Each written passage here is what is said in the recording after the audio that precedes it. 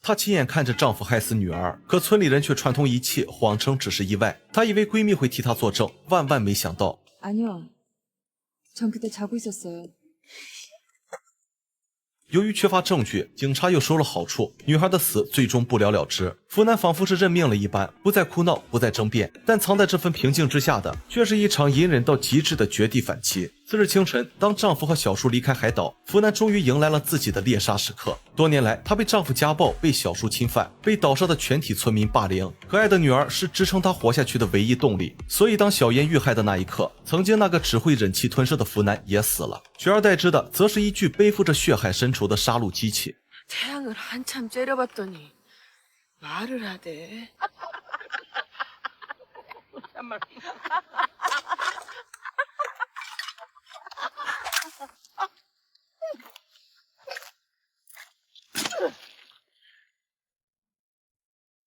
村里人哪见过这样的福南，顿时被吓得四肢瘫软。他们手脚并用，拼命加速，但早已被吓破胆的几人又怎么逃得掉呢？很快就被福南追上，一一完成了清算。当侥幸躲过一劫的姑姑来到田间，远远就看到了这令人头皮发麻的一幕。她很清楚，对方接下来的目标肯定是自己，所以她不敢回家，更不敢跟福南照面。唯一的生路就只有躲起来，祈祷万宗兄弟俩快点回来。整整一夜，姑姑犹如惊弓之鸟一般，时刻不敢放松。反观福南则美美睡了一觉，还抽空打磨好刀锋，切断了岛上唯一的电话线。此消彼长之下，就连福南来到身后，姑姑都差点没发现。而这时候，他再想甩掉对方，已经完全不可能了。从山底追到山腰，又从山腰追至崖边，这场猫鼠游戏终于迎来了巅峰决战。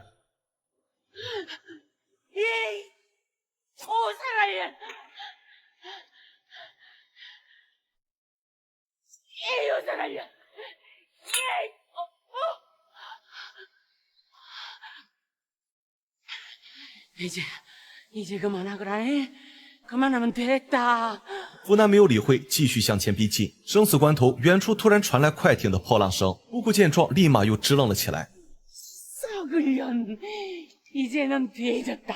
남자들이 왔을게. 꼼짝 말고 있거라. 남자들을 데리고 올 텐께.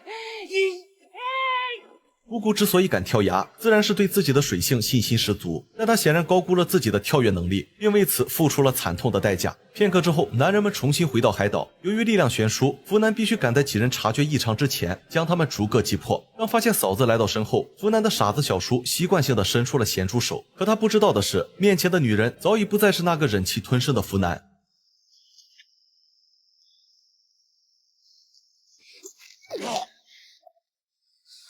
福南心中的恨意根本无法用言语形容，所以动起手来完全没有负担。但亲眼目睹了一切的闺蜜就不同了。此刻的福南在她眼中，活生生就是一头来自地狱的恶魔。她强忍着恶心，拔腿就跑，生怕被对方追上，惨遭杀人灭口。镜头一转，万宗和发小也来到了水池边。然而一抬头，德秀顿时就被定在原地，因为树梢上竟然挂着一颗人头。就在两人目瞪口呆的同时，危险也在身后悄然逼近。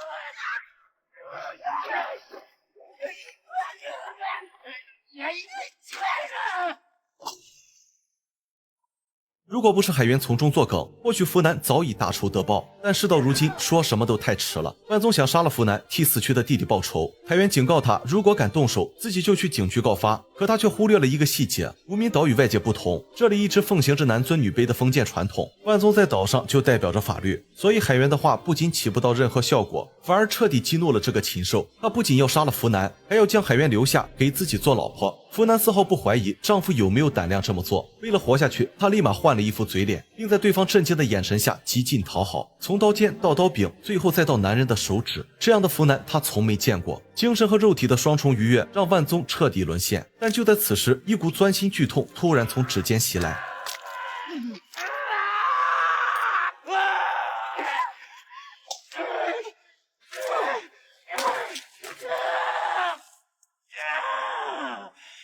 强忍着剧痛，他抓起斧头就要反击，但同一时间，福南也叼起了地上的匕首。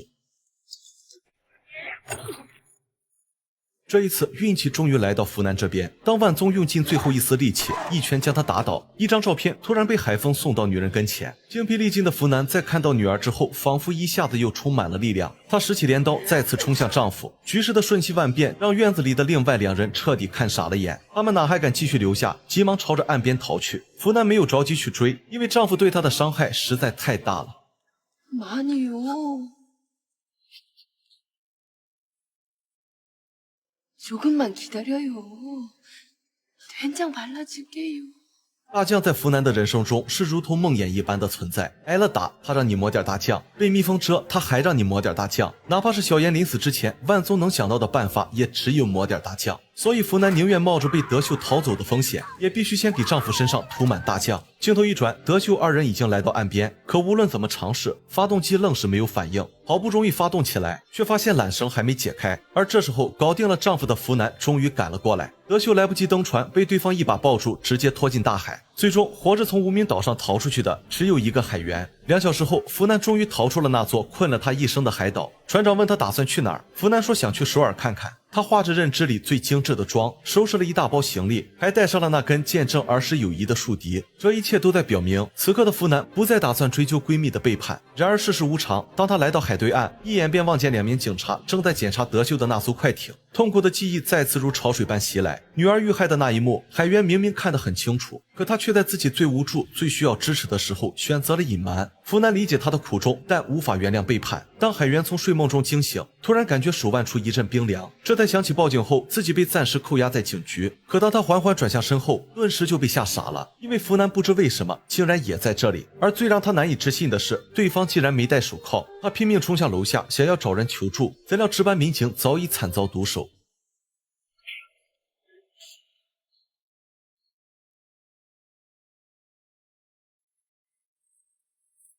眼见逃生无望，海员顿时爆发出强烈的求生欲。经过一番缠斗，终于寻得一个机会，把自己关进一间牢房。福南尝试了几次打不开门，但他却在警察腰间找到了钥匙。而这时候，余光扫到的一样东西忽然引起了他的注意。这根竖笛代表着友谊，代表着噩梦，也代表着希望。但离开海岛的时候，为什么要带上它？我想，就连福南自己也不清楚。福南没有朋友，所以格外看重儿时那段友情。即便海员从不回信，即便他不愿把她带去首尔，即便遭到背叛，闺蜜在他心里的分量依旧很重。他要她再吹一次小时候的那首歌，海员无法拒绝。但就在牢门打开的同时，福南却被一枪击中，幸好子弹没有命中要害，否则他连还手的机会都没有。